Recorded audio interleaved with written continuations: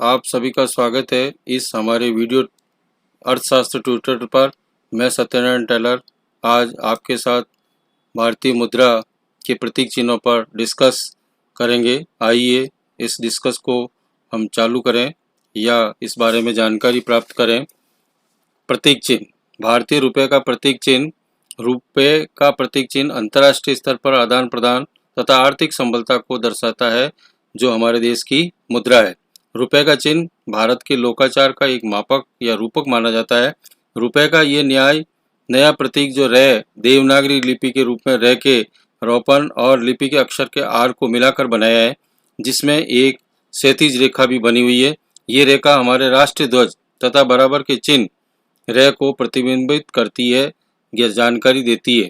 भारत सरकार ने 15 जुलाई 2010 को इस चिन्ह को स्वीकार कर लिया गया था।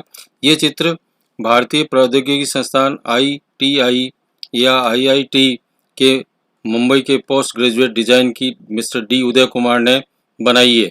इस चिन्ह को वित्त मंत्रालय द्वारा आयोजित एक खुली प्रतियोगिता में प्राप्त डिजाइनों में से सेलेक्ट किया गया है और इस व्यक्ति ने भारत सरकार को इसको चिन्ह दिया है। इस प्रतियोगिता में भारतीय नागरिकों से रुपये के नए चिन्हों के लिए डिजाइन आमंत्रित किए गए थे और इस चिन्ह को डिजिटल तकनीक और कंप्यूटर प्रोग्राम में स्थापित करने की प्रक्रिया भी चल रही है।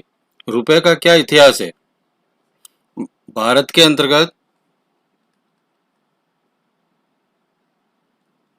R बराबर रुपीज,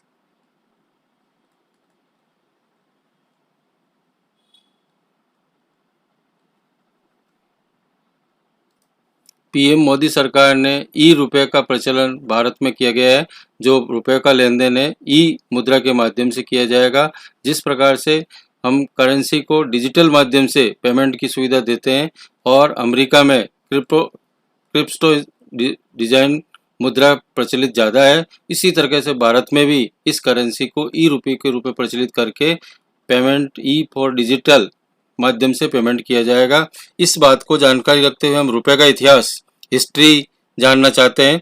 रुपये के हिस्ट्री के रूप में भारत विश्व की उन प्रथम सभ्यताओं में से एक है जहां सिक्कों का प्रचलन शुरू हुआ था। लगभग 6ठी शताब्दी ईसा पूर्व रुपये का शब्द का अर्थ शब्द रूपा से जोड़ा गया, जिसका अर्थ होता था चांदी। संस्कृत में रुपयकम का चांदी का सिक्का बोलते थे।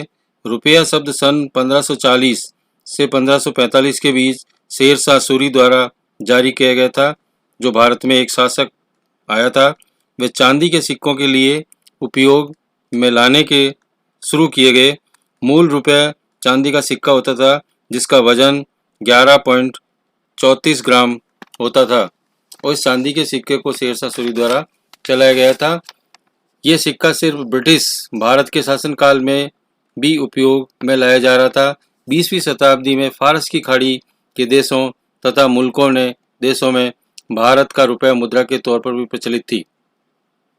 सोने की तस्करी को रोकने के लिए भारतीय मुद्रा के बाहर इसका प्रयोग रोकने के लिए मई 1959 में RBI या भारतीय रिजर्व बैंक ने नोट गल्फ रुपीज का विपणन कर दिया गया।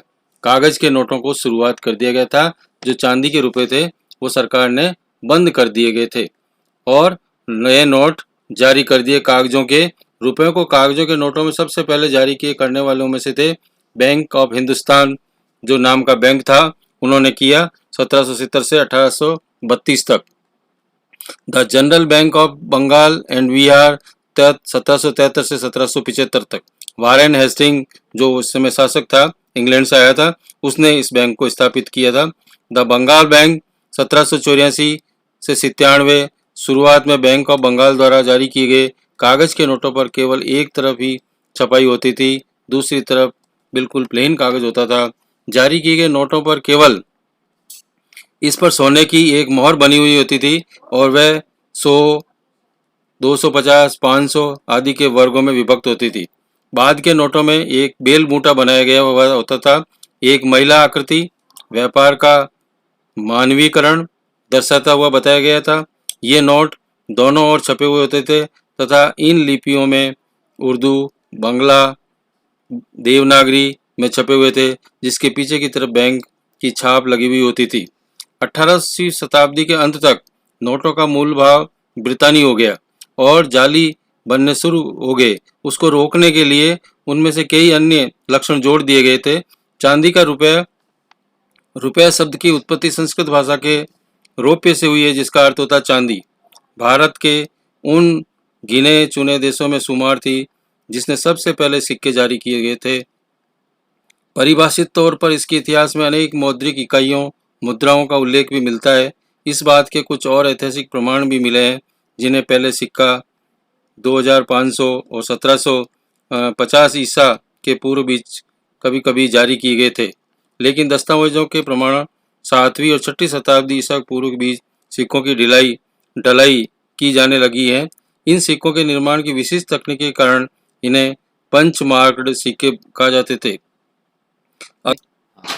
इतिहास का मोहनजोदड़ो और हड़प्पा की खुदाई की सभ्यता के अवशेष जो प्राप्त हुए हैं, उस सभ्यता के अवशेषों में भी इस सिक्कों का उल्लेख किया गया है, जिनके छपाई में विशेष उल्लेख पाया गया है और उस समय भी चांदी के सिक्के चलते थे। ये हमारी सभ्यता का प्रमाण मिलता है। इस तरह से इन मुद्राओं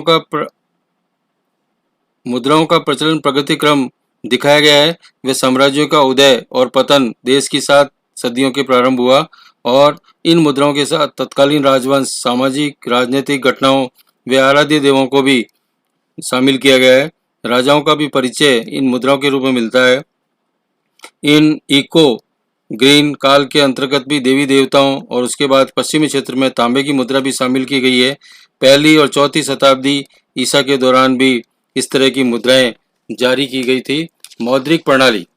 अरबों ने 1712 ईस्वी में भारत के सिंध प्रांत को जीतकर उस पर अपना प्रमुख राजनीतिक स्थापित कर लिया था और 12वीं शताब्दी तक दिल्ली के तुर्क सुल्तानों ने लंबे समय से चली आ रही अरबी डिजाइन को हटाकर उनके स्थान पर इस्लामी लिखावटों में मुद्रित करवाया। इन मुद्रों को टक्का कहा जाता था और दिल्ली के सुल्तान ने इस मौद्रिक प्रणाली का मानकीकरण करने का प्रयास किया गया और सोने, चांदी और तांबे की मुद्रा का प्रचलन शुरू हो गया। सन 1516 ईस्वी में मुगलों का शासनकाल शुरू होने के बाद समूचे साम्राज्य में स्वीकृत एवं सुसंगठित मौद्रिक प्रणाली शुरू हुई। अफगान सुल्तान शेरशाह सूरी 1540 या 1545 चांदी के रुपए अथवा रुपए के सिक्कों की शुरुआत की गई। ये अफगान सुल्तान शेरशाह सूरी, जो अभी वर्तमान में अफगान समस्या हमारे सामने खड़ी है, वहाँ से आया था। पूर्व उपनिवेश काल भारत के राजा रजवाड़े और अपने अलग अलग मुद्राओं की ढलाई करवाते थे, जो मुख्यतः चांदी के रूप में ही जैसे दिखती थी। केवल उन पर उनके मूल स्थान और रियासतों की क्षेत्रीय विशेषताओं को अंकित किया जाता था। बैंक नोटों का प्रचलन। 18वीं शताब्दी में बैंक नोटों का प्रचलन हुआ और उत्तरार्ध में एजेंसी घरानों, राजघरानों और बैंकों ने इसका विकास किया। Bank of Bengal, the bank of Hindustan, oriental bank corporation, the bank of western India इसमें प्रमुख थे उस समय, जिन्हें बैंक में नोटों का प्रचलन प्रारंभ कर दिया गया। इन बैंकों ने अपनी अलग अलग कागजी मुद्राएं उर्दू, बंगला और देवनागरी लिपियों में मुद्रित करवाई और बाजार में उसका प्रचलन हुआ। लगभग 100 वर्षों तक निजी और प्रेसिडेंसी बैंकों द्वारा जारी कई बैंक नोटों का प्रचलन बना रहा, परंतु 1861 में पेपर करेंसी कानून बन गया और इसके तहत केवल सरकार का ही एकाधिकार रह गया, जो वही जारी कर सकती है। ब्रिटिश सरकार ने बैंक नोटों का विवरण में मदद के लिए पहले तो प्रेसिडेंसी बैंक को अपने एजेंट के रूप में नियुक्त किया, फिर एक बड़े भूभाग पर सामान्य नोटों के इस्तेमाल को बढ़ावा दिया। एक दुष्कर कार्य हो गया। महारानी विक्टोरिया के सम्मान में 1867 में पहली बार उनके बारे में और उनके चित्र की श्रृंखला वाले बैंक नोट जारी किए गए। ये नोट एक ही और छपे हुए थे और यूनिफेस्टेड थे, जो 5 मूल्यों में जारी किए गए।